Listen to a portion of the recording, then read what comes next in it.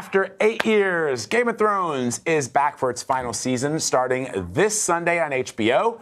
The series has been watched by millions of fans every week and has earned 47 Emmys, Anne-Marie. Millions of fans.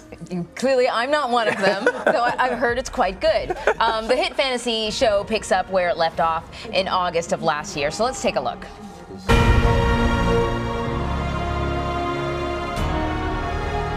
I promise to fight for the living. I intend to keep that promise.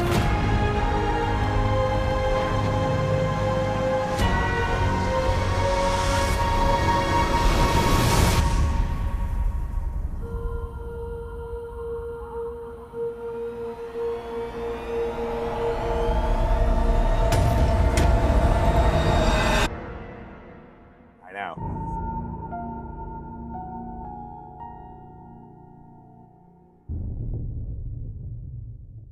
So joining us now to break this all down is New York Times TV editor Jeremy Egner. Thank you so much for joining. Hey. Thanks very much for So having me. listen, I tease and all, but this is actually a genre that I really enjoy. It's just that I got hip to it too late, and then it became too much. I was too overwhelmed to catch up. But this is just 2 minutes, and people are freaking out about this trailer. What is it? Well, and you do have 80 hours that you can probably catch up on and before by Sunday. If you really want to get in on it, there's still time. It's just that this is one of the last shows that is the sort of big tent communal experience type hit. Yeah. You know, everybody's sort of watching TV on their own time right now.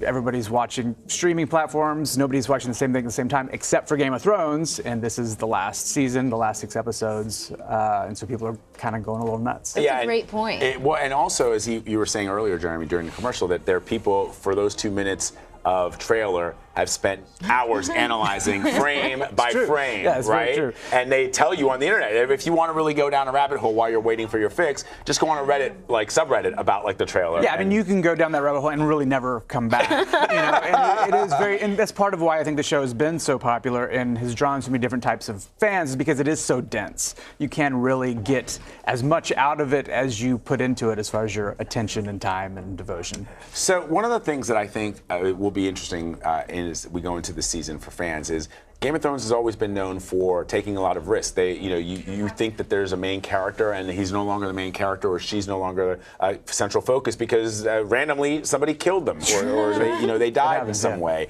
Are there going to be any kind of big surprises that the audience is going to be left going, holy cow, I didn't see that coming?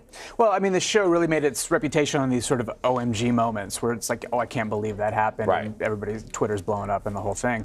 Last season, there weren't as many of the big deaths, which tells me that they're probably just preserving as many of those people to slaughter this season. Right? So I think that, to answer your question, yes, I'm sure there will be really beloved characters that don't make it to the end. I'm sure there will be twists that, even as obsessively covered and tracked as the show is, that most people won't see coming, because that's sort of what the show's bread and butter is. Right. So you wrote an article sort of listing off some of the questions that may or may not be answered. Yes. What are some of those What do you questions? think? Well, I mean, the big one, the 2 sort of most attractive people in the show finally hooked up at the end of last season.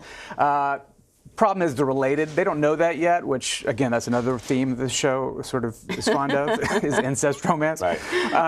But there's a lot of problems potentially because, one really wants, Daenerys Targaryen really wants to be the queen, and actually her boyfriend Jon Snow is the one we found out who has the actual claim on the throne. That's pretty tough on any new romance, and so I feel like there's a couple shoes left to drop on that. And so, will they have a happily ever after? Probably not. How will that resolve itself? That's a big question.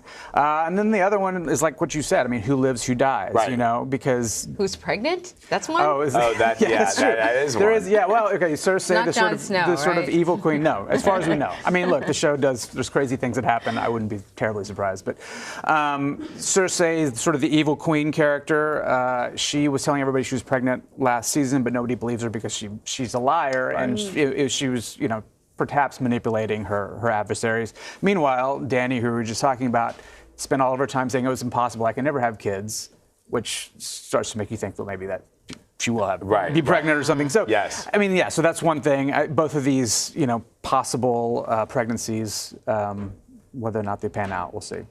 Yeah, look, I think it's going to be, for me, the question will be at the end of the series is, were these questions answered, and does everybody walk away feeling satisfied? If you walk away with some kind of major cliffhanger and you know that this is it, that's going to be kind of a bummer. I don't know if people will want like a Sopranos type ambiguous ending. Right. I don't think so. I think they're going to want some finality on some of these people. Yes, exactly. Right? Don't you think? Yeah, of course. HBO sort of already had the Sopranos ending. I think they probably, would not want that either. But George R. R. Martin, who wrote the books that this show is based on, has talked about how the ending that he had in mind is very bittersweet, and the show does sort of track his ideas about the story. Other actors have said people will be divided about it. So I don't think it's going to be the sort of classic, Lord of the Rings. There's a big parade and flowers dropping, and the hero is the king, and everybody's happy. I think there will be probably some characters people love are going to die, some surprises are going to happen. And the truth is, this whole thing has been about this pursuit for the Iron Throne, right?